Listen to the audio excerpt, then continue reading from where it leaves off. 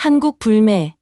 한국 아웃. 한국 기업도 태국에서 당장 나가라. 이참에 모두 쫓아내고 한국 기술력과 인프라 전부 우리가 먹읍시다. 한국 주제에 감히 태국에 까불더니 한 방에 나가 떨어지는 꼴이라니 꼴 좋다. 한국은 어서 잘못을 인정해라. 당장 태국에게 무릎 꿇고 사과해라. 최근까지 태국에선 한국 따위 필요 없다며 말도 안 되는 억측으로 무시하고 차별하는 반한 감정이 들끓었습니다. 그 결과 태국 정부는 한국 기업을 상대로 강력하게 제재를 단행하기까지 이르렀는데요. 이렇게 겁을 주면 한국이 설설 기며 태국에게 사과를 할 것이고 그런 문제가 해결될 거라는 아주 가방끈 짧고 1차원적인 생각을 했던 것이죠. 하지만 지금 태국은 망하기 직전 상태가 되었습니다. 이제 3개월도 안 남았습니다. 이대로면 태국은 완전히 붕괴될 겁니다. 뒤늦게야 수습하고 있는 태국인데요. 한국 기업들이 모두 태국을 떠나게 되면서 오히려 국가 괴멸 직전에 이르렀다는 소식입니다. 그러게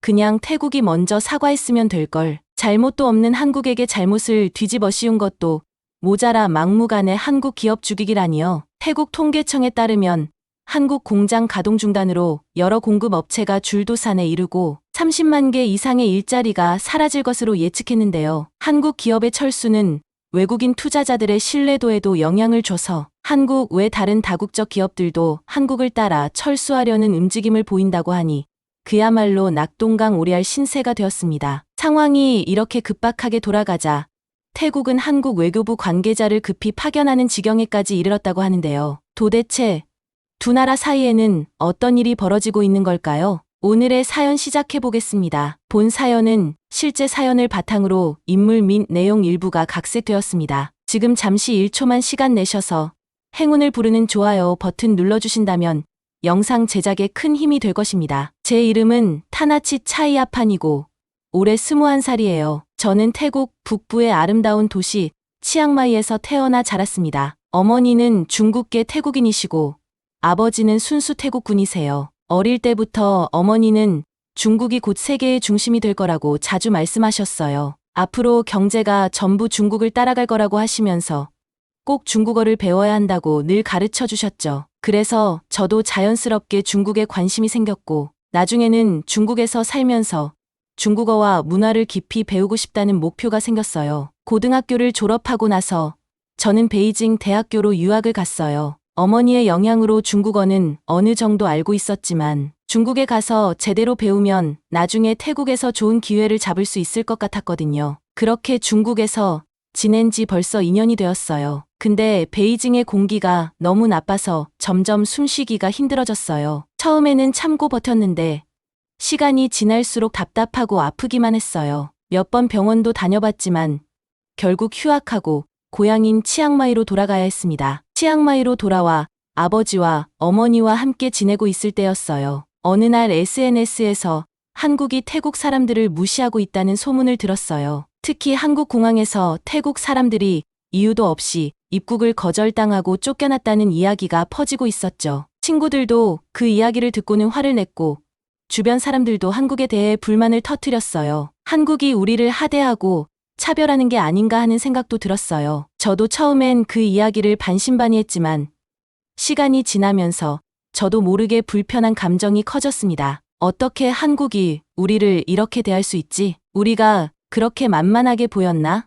라는 생각이 머릿속에서 떠나질 않았어요. 어머니가 평소에 말씀하시던 중국과 태국의 우월함에 대한 이야기가 이번엔 더 크게 느껴졌어요. 어쩌면 어머니 말씀처럼 한국이란 나라는 별로 대단한 나라가 아니었는지도 모른다는 생각이 들었어요. 그 생각에 빠지다 보니 점점 한국에 대한 반감이 커졌죠. 한편 치앙마이 시내에서도 한국에 대한 반감이 점점 더 커져가고 있었어요. 특히 친구들은 더욱 화를 내면서 너 한국 가본 적 있어? 한국 사람들이 태국 사람들 어떻게 대하는지 몰라? 라고 물어보곤 했어요. 그 말을 들으면서 나도 모르게 한국에 대해 부정적인 감정이 커졌고 더 이상 한국에 대해 좋게 생각할 수 없게 되더라고요. 이제는 한국이 태국에게 사과해야 한다고 생각하게 되었어요. 우리 태국이 그 정도는 받을 자격이 있다고 생각했죠. 우리 태국 사람들은 평소에 조용하고 순한 편이지만 이런 식으로 무시당하는 건 참지 못해요. 그래서 사람들이 거리로 나가서 시위를 벌였어요. 저도 그 시위를 보면서 우리 태국 사람들이 한마음으로 뭉친다는 느낌이 들어 묘한 자부심이 생겼습니다. 그래, 우리가 가만히 있을 이유는 없지라는 생각이 들었고 제 마음속에서 한국에 대한 반감은 더욱 커졌죠. 한 가지 의문도 들었어요. 그럼 한국은 왜 우리에게 사과를 하지 않는 걸까? 저는 한국이 곧 태국에게 사과하고 모든 갈등이 해결될 거라고 생각했어요. 친구들도 가족들도 그럴 거라 기대했죠. 그런데 시간이 지나도 한국은 아무런 반응을 보이지 않았어요. 오히려 한국이 태국인 입국 요건을 더 강화한다는 소식까지 들려오더라고요. 뭐? 더 들어가기 어렵게 한다고? 이게 무슨 일인가 싶었고 어이가 없었어요. 한국이 이렇게 나오면 태국 사람들은 더 분노할 수밖에 없었죠. 며칠 후 저는 치앙마이 중심가에서 열리는 한국 제품 불매 운동 시위를 구경하러 가게 되었어요. 사람들이 피켓을 들고 한국 제품에 대한 불만을 표시하고 있었죠. 저는 그 모습을 보면서 제 마음속에서 또다시 분노가 타오르는 걸 느꼈습니다. 그래, 우리도 이렇게라도 해야지. 우리가 더 이상 무시당하지 않도록 해야 해 라고 속으로 다짐했어요. 또한 태국 정부가 한국 기업에 대한 제재 조치를 내린다는 소식도 들려왔어요. 처음에는 우리 경제에 어떤 영향을 미칠지 잘 몰랐어요. 그저 한국에 한 방 먹이는 것 같아서 기분이 좋았죠. 어차피 한국이 우리 태국보다 훨씬 못한 나라라고 생각했기 때문에 그런 제재가 빨리 이루어졌으면 했어요. 하지만 시간이 지나면서 사정이 달라졌어요. 한국 기업들이 태국에서 철수하기 시작했고 그 영향이 우리 경제에 점점 더 큰 타격을 주고 있었죠. 저는 그때까지도 한국이 결국엔 사과할 거라고 생각했어요. 근데 그런 일은 일어나지 않았어요. 오히려 한국 기업들이 우리나라에서 철수하면서 우리 경제에 큰 충격을 주었죠. 아버지의 관광회사도 피해를 보게 되었어요. 한국 관광객들이 줄어들면서 치앙마이 경제가 어려워졌고 지역 상권도 타격을 받았어요. 그제야 한국의 영향력이 우리 태국에 얼마나 큰지 알게 되었죠. 그렇게 며칠이 지나면서 한국에 대한 제 생각이 바뀌기 시작했어요. 우리가 진정으로 원하는 것은 무엇일까? 단순히 사과를 받고 그걸로 끝내고 싶은 걸까? 저는 혼란스러웠어요. 처음엔 한국이 우리에게 사과하고 사건이 끝나길 바랐는데 이제는 그 사과조차 무의미하게 느껴졌어요. 한국과의 갈등이 깊어지면서 우리 경제에 실질적인 피해가 생기기 시작했으니까요. 저는 우리나라 사람들이 얼마나 힘들어지고 있는지 직접 보고 느꼈어요. 시위가 점점 더 격렬해지고 경제적 어려움이 커지면서 저도 불안해졌죠. 그동안 한국이 별거 아니라고 생각했던 제가 이제는 생각이 달라지기 시작했어요. 우리가 잘못 판단한 걸까? 정말로 한국과 싸우는 것이 옳은 선택이었을까?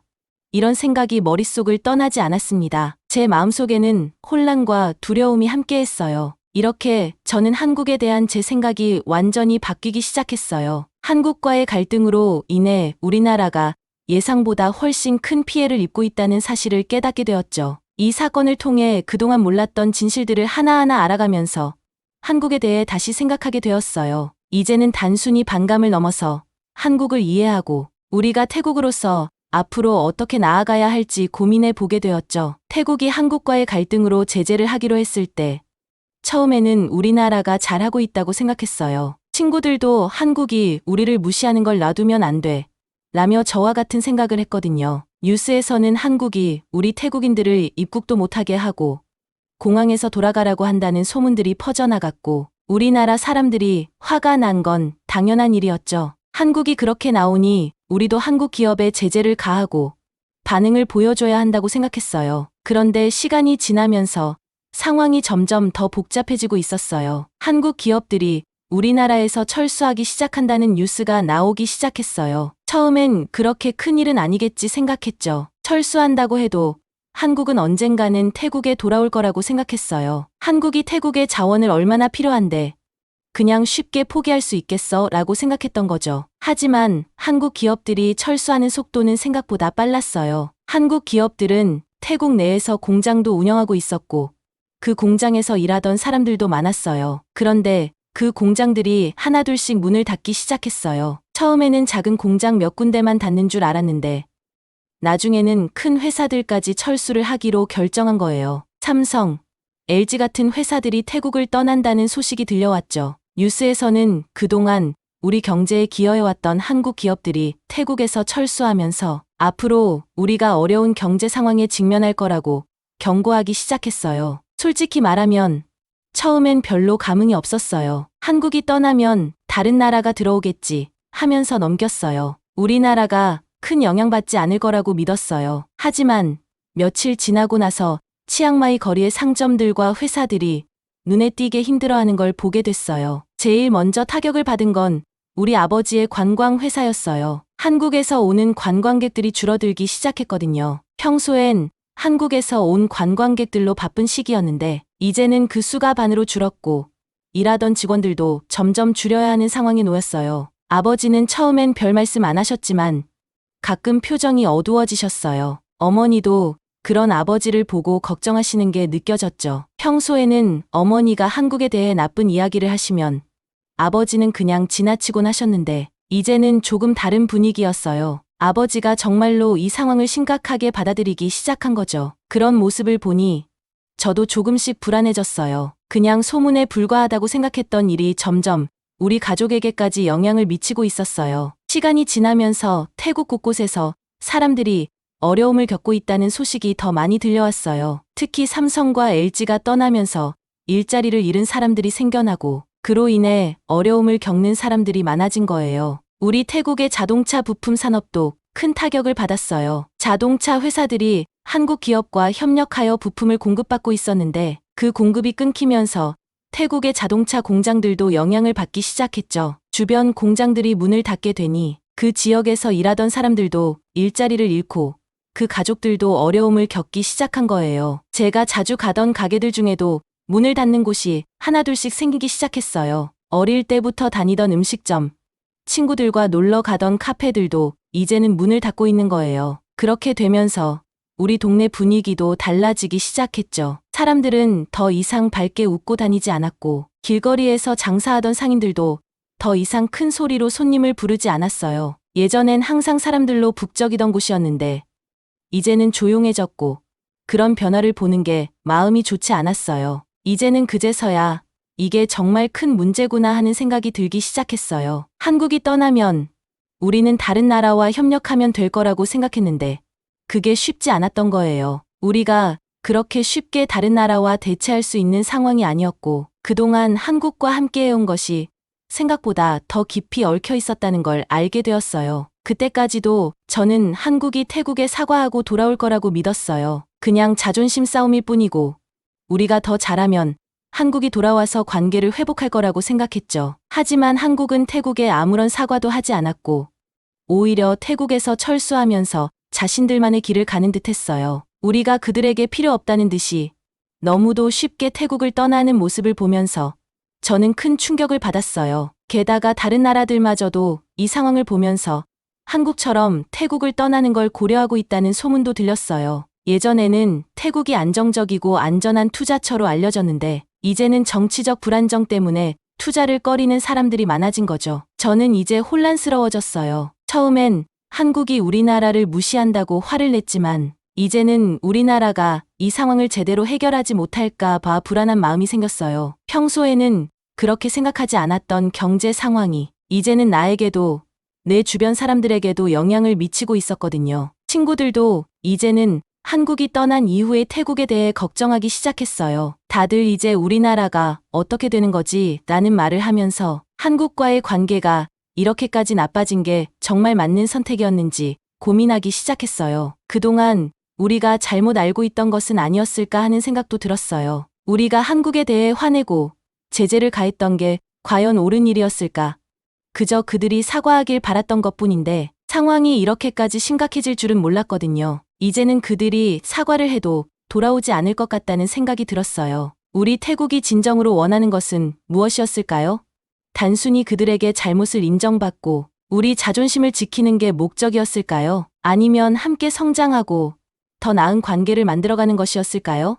제 마음은 점점 더 혼란스러워졌어요. 그리고 그제야 깨달았어요. 사과를 받기 위해 시작한 일이었지만 그 결과로 우리가 잃은 게 너무 많다는 것을요. 한국이 떠난 후에 태국은 제가 알던 태국이 아니었어요. 한순간의 자존심 때문에 잃어버린 것이 얼마나 많은지, 얼마나 큰 희생이 뒤따랐는지를 알게 되었어요. 처음에는 한국이 떠난다고 해도 괜찮을 거라고 생각했지만 이젠 그 빈자리가 우리에게 얼마나 큰지를 깨닫고 있어요. 한국과의 갈등이 단순한 감정 싸움이 아니라 우리 태국의 미래와도 깊이 연결된 문제라는 걸 깨닫는 순간이었어요. 이제는 이 상황을 어떻게든 해결해야겠다는 생각이 들기 시작했어요. 그래야 우리가 함께 살 수 있는 길을 찾아갈 수 있을 테니까요. 저와 어머니는 한국에 가게 되었어요. 사실 태국에서 한국과의 관계가 어려워지면서 어머니는 정부 일로 한국을 방문하게 되었고 저도 그 기회를 잡아 따라오게 되었죠. 사실 태국에서 한국에 대해 들은 것들이 많았기 때문에 별로 기대하지 않았어요. 한국은 저에게 그저 가난하고 작은 나라라는 이미지가 강했어요. 유학 시절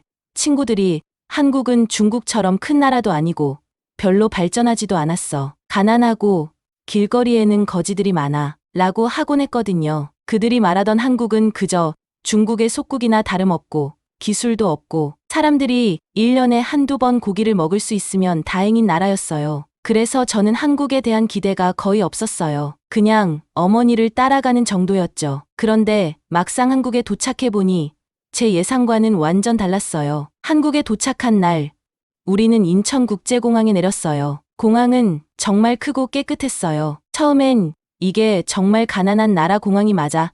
라고 생각할 정도로 반짝반짝 빛나고 웅장했죠. 자동문이 열리면서 공항 안으로 들어가니 사람들은 모두 바쁘게 움직이고 있었어요. 태국 공항보다도 훨씬 넓고 시설이 잘 갖춰져 있었죠. 심지어 최신식 기계들이 많아서 자동으로 안내해주고 사람들이 쉽게 이용할 수 있게 되어 있었어요. 한국 사람들이 최신형 휴대폰을 들고 다니는 모습도 자주 보였죠. 이게 과연 내가 생각한 그 한국이 맞나 싶었어요. 공항에서 숙소까지는 택시를 타고 갔어요. 길에서 바라본 서울은 생각보다 훨씬 현대적이고 화려했어요. 빌딩들이 높게 솟아있고 거리는 깨끗하게 정돈되어 있었어요. 태국의 교통과 비교해도 차량이 훨씬 많았고 자동차들 역시 새 차처럼 반짝반짝했어요. 저는 서울이 이런 곳일 줄은 정말 상상도 못했어요. 그동안 제가 생각했던 서울은 더럽고 가난한 나라였으니까요. 그런데 현실은 완전히 달랐어요. 거리엔 전기차와 고급 자동차들이 줄줄이 서 있었고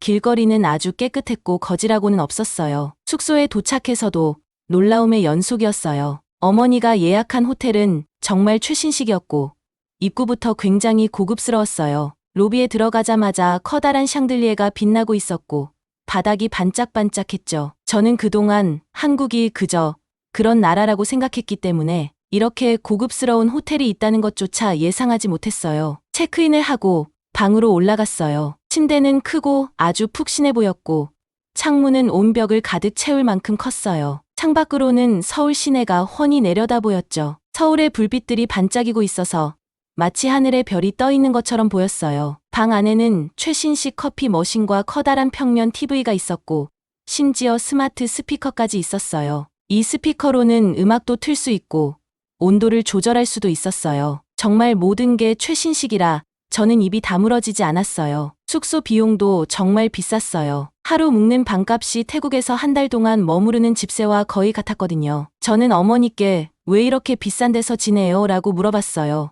어머니는 그저 기관에서 제공하는 숙소니까 괜찮아. 그나마 비싼 편에 속하는 숙소는 아니라고 들었는데 라고 하셨지만 저는 솔직히 말해 놀라웠어요. 그렇게 비싼 숙소가 아닌데 이 정도 수준인 거면 도대체 비싼 숙소는 얼마나 좋을지 상상이 안 됐거든요. 지금 내가 보는 숙소가 한국 숙소의 평균 정도일 거라 생각하니 믿기지가 않았어요. 도대체 한국 사람들은 얼마나 잘 사는 걸까?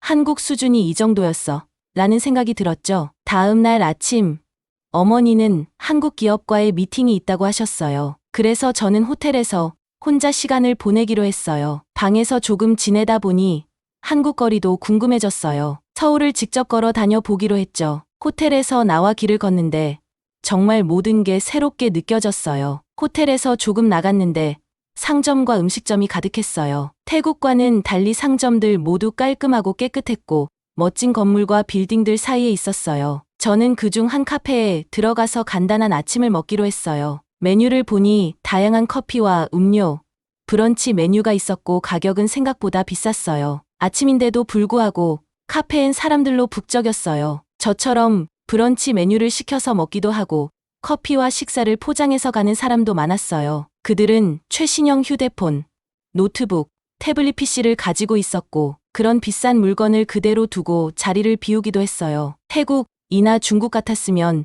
누가 훔쳐갔을 텐데 아무도 그 물건들을 가져가지 않았죠. 전 그 모습이 너무 신기하고 충격적이었지만 그들에겐 그게 자연스러운 일상인 듯 했어요. 카페는 사람이 많아 북적였지만 누구도 큰 소리로 시끄럽게 떠들지 않았고 모두가 바쁘게 뭔가를 하는 듯한 느낌이었지만 조용했어요. 카페를 나와 서울의 거리를 좀 더 걸어보기로 했어요. 길거리에는 명품 브랜드 매장들이 줄지어 있었고 한국 사람들은 그 앞에서 물건을 구경하고 있었어요. 그들 중에는 어린 학생들조차도 아주 비싼 가방과 옷을 입고 있기도 했고 명품이 아니어도 모두 깔끔하고 세련된 스타일을 하고 있었죠. 아주 패셔너블했어요. 분명 제 주위 사람들은 한국 사람들이 가난하게 산다고 더럽고 별 볼 일 없는 작은 나라라고 했는데 명품 매장 안에서 쇼핑을 하는 한국 사람들을 보고 이게 진짜 한국 맞나 하고 의문이 들었어요. 또 인상 깊었던 점은 거리의 자동차들이었어요. 태국에서는 오래된 중고차나 오토바이가 주로 다니는데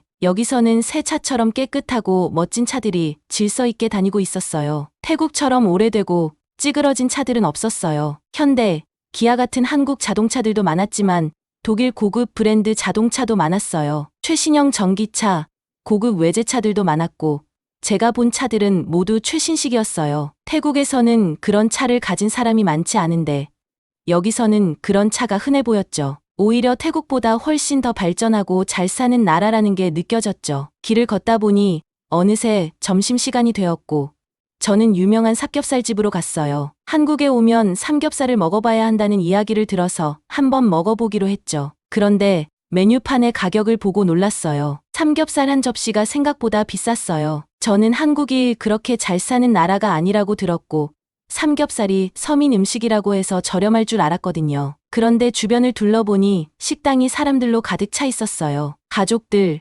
친구들끼리 모여서 푸짐하게 고기를 구워 먹고 추가 메뉴도 많이 시켜서 먹었어요. 심지어 학생들까지도 고기를 마음껏 구워 먹으며 여유롭게 대화하고 있었죠. 분명 중국 친구들이 한국 사람들은 1년에 한 번 고기를 먹을까 말까 한다고 했었는데 그제서야 제가 그동안 들었던 이야기들이 사실이 아닐 수도 있겠다는 생각이 들었어요. 한국에서의 시간이 점점 지나면서 저는 그동안 태국에서 믿어왔던 것들이 완전히 깨지고 있다는 걸 느꼈어요. 한국은 제가 상상했던 것과는 너무 달랐고 특히 그들의 경제적 힘과 생활 수준은 우리가 절대로 무시할 수 있는 게 아니었어요. 사실 저는 처음에는 한국이 가난하고 우리가 더 강하다고 생각했어요. 어머니도 늘 한국을 얕보셨고 저 역시 그런 이야기를 듣고 자랐으니까요. 호텔로 돌아왔을 때 저는 어머니가 미팅을 마치고 돌아오시는 것을 기다렸어요. 어머니께 제가 오늘 서울에서 본 것들에 대해 말씀드리고 싶었거든요. 그런데 어머니는 피곤해 보이셨고 표정이 밝지 않았어요. 저는 조심스럽게 오늘 한국 거리에서 본 것들에 대해 얘기했어요. 어머니는 제 이야기를 듣더니 깊은 한숨을 쉬셨죠. 어머니는 그래봤자 뭐 한국이지라고 하셨죠. 그리고는 이 한국 사람들 정말 문제야. 아직도 우리를 잘 이해하지 못하는 것 같아. 오늘 미팅에서 뭐라고 한 줄 아니?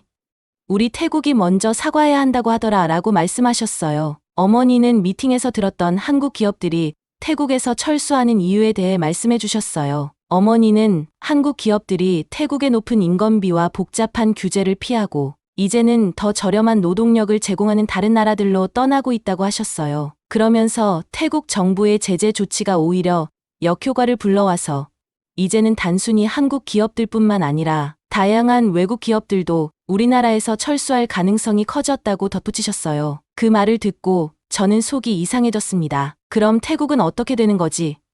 우리가 그토록 의존하던 기업들이 떠나면 우리나라는 앞으로 어떻게 해야 하는 걸까 하는 생각이 들었어요. 어머니는 계속해서 한국에 대해 비난하셨어요. 한국은 우리 태국을 절대 이해하지 못해. 그들은 우리보다 수준이 낮으면서도 항상 잘난 척하고 이번에도 마치 모든 게 다 계획이라도 한 듯 우리를 떠나고 있어. 라고요. 그런데 저는 그런 어머니의 말이 점점 이상하게 들리기 시작했어요. 한국이 가난하고 약한 나라라면 왜 이렇게 쉽게 태국을 떠나고 우리 경제에 큰 영향을 줄 수 있는 걸까요? 태국이 한국에 의존하는 게 많았다면 우리나라가 더 절실하게 노력했어야 하는 것 아닐까 하는 생각도 들었어요. 저는 어머니의 말씀을 들으며 마음이 복잡해졌어요. 저는 오늘 서울의 거리에서 본 것들 때문에 한국에 대한 생각이 많이 바뀌었거든요. 한국은 단순히 가난하고 약한 나라가 아니라 우리가 무시할 수 없는 강한 나라였어요. 어머니가 말씀하신 것처럼 우리가 한국보다 우월하다고 당연하게 생각하는 것이 어쩌면 착각일지도 모른다는 생각이 들었어요. 그리고 또 하나 더 충격적인 이야기를 들었어요. 어머니는 한국이 태국인 불법 체류자 문제를 핑계로 우리와 관계를 단절하려 한다고 말씀하셨어요. 한국에는 불법 체류 중인 태국인들이 많아서 한국 정부가 입국을 점점 더 엄격하게 하고 있다는 이야기였어요. 한국 기업들은 이제 더 이상 태국 노동력에 의존하지 않고 다른 나라들에서 더 저렴한 인건비와 안정적인 조건을 찾고 있다고도 하셨죠. 한국은 이미 태국을 떠나면서도 경제적으로 타격을 입지 않았고 오히려 불법 체류자 문제도 해결해 더 이익을 보고 있다는 말에 저는 큰 충격을 받았어요. 저는 그 말을 듣고 깜짝 놀랐어요. 그동안 태국에서는 이런 사실을 전혀 알지 못했거든요. 저는 어머니의 말을 듣고 나서 그동안 우리가 한국에 대해 잘못 알고 있었을 수 있다는 생각이 들었어요. 한국은 우리를 차별하는 게 아니라 자신들의 나라를 보호하기 위해 필요한 조치를 취하고 있었던 거였어요. 어머니는 여전히 한국에 대해 좋지 않은 생각을 하고 계셨지만 저는 오늘 하루 동안 많은 걸 느끼고 배웠어요. 한국은 가난한 나라도 아니고 우리보다 못 사는 나라도 아니었어요. 오히려 우리가 존경하고 배울 점이 많은 나라였어요. 그날 저녁 잠이 들지 않았어요. 대체 한국에선 어떤 일이 있었던 걸까? 궁금증이 꼬리에 꼬리를 물었죠. 그래서 한국의 기사를 검색해봤어요. 거기서 알게 된 내용은 정말 놀라운 반전이었어요. 한국에는 많은 태국인들이 일자리를 찾거나 더 나은 생활을 위해 방문하는데 그중 일부는 법적인 절차를 지키지 않고 불법적으로 체류하거나 일자리를 찾는 경우가 많았던 거예요. 불법 체류자들이 늘어나면서 한국에서는 여러 가지 사회적, 법적 문제들이 발생하게 되었죠. 태국인들이 관광 비자를 이용해 한국에 입국한 후 합법적인 비자를 연장하지 않고 체류하는 경우가 많았고 그들 중 일부는 불법 약물 판매, 도난, 폭력 등과 같은 범죄 활동에 연루되는 경우가 많았어요. 특히 불법 체류자들은 법적인 신분이 보장되지 않으니 신고를 받거나 경찰이 조사할 때에도 협조하지 않으려 했죠. 게다가 그들은 약물 밀매나 불법 도박 같은 불법 활동에 연루되기도 해서 한국 사회에서는 불법 체류자들에 대한 불신이 커지고 있었어요. 또 한국에서는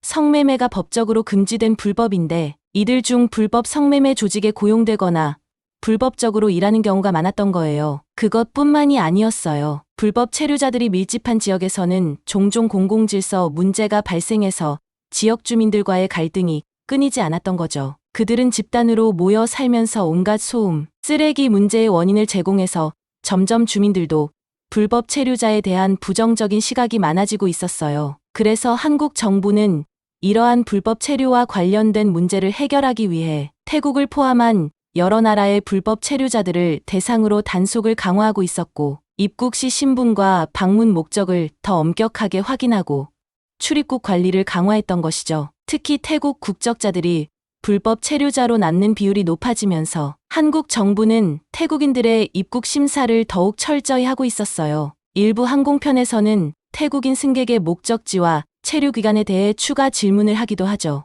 이는 불법 체류와 관련된 문제를 사전에 방지하려는 조치였을 뿐 태국인을 대상으로 한 차별 행위가 전혀 아니었어요. 그리고 한국 정부에서는 불법 체류자들을 위한 자진 출국 프로그램을 운영해서 법적인 문제를 피하고 스스로 출국할 수 있도록 도와주는 제도를 마련하기도 했었어요. 자진 출국 프로그램을 이용하면 출국하더라도 일정 기간 후에 다시 입국이 가능하게 돼서 불법 체류자들도 부담을 줄일 수 있었죠. 하지만 한국 정부가 이렇게 많은 배려를 해줬음에도 불구하고 한국에서의 불법 체류자 수는 중국인 불법 체류자의 수를 월등히 뛰어넘었다고 해요. 모든 불법 체류자들이 자발적으로 출국을 선택하지 않았기 때문이죠. 그들은 태국으로 돌아가서 경제적인 어려움을 겪을 바에 불법 체류자 신분이더라도 한국에 남아 더 높은 수입을 버는 걸 택했던 거죠. 그리고 한국에 재입국할 수 있는 정당한 비자를 얻기보다 다시 관광 비자로 입국해서 또 불법으로 체류를 연장하려고 한 거죠. 태국에서 떠돌던 태국인이 강제 추방됐다는 소문은 반은 맞고 반은 틀렸던 거예요. 한국 정부는 정당한 이유 없이 태국인을 추방하거나 입국 거부하진 않았어요. 관광비자로 입국한 후 허가된 체류 기간을 초과해서 한국에 머무르는 경우나 관광비자로 불법 노동을 하는 경우, 약물 판매나 불법 성매매, 폭력 등의 범죄에 연루될 경우 강제 추방 대상이 된 거죠. 아무런 잘못이 없는 사람을 무턱대고 태국인이라는 이유만으로 강제 추방을 하진 않았어요. 그리고 입국 거부가 된 사례도 불법 체류와 관련된 문제를 방지하고자 입국 심사를 엄격하게 시행하면서 생긴 일이었죠. 입국 목적을 명확하게 설명하지 못하거나 관광비자를 이용해 실제로는 일자리를 찾으려는 의도로 온 게 의심될 경우에 입국 거부가 될 수 있다고 해요. 관광객이라면서 여행 계획이나 예약 확인서, 돌아가는 비행기표 어느 하나도 제시하지 못한다면 그 의도를 의심할 수 있겠죠. 그리고 여행 비용을 충당할 충분한 재정적 증빙이 부족한 경우에도 마찬가지였어요. 이 외에도 통계적으로 태국인은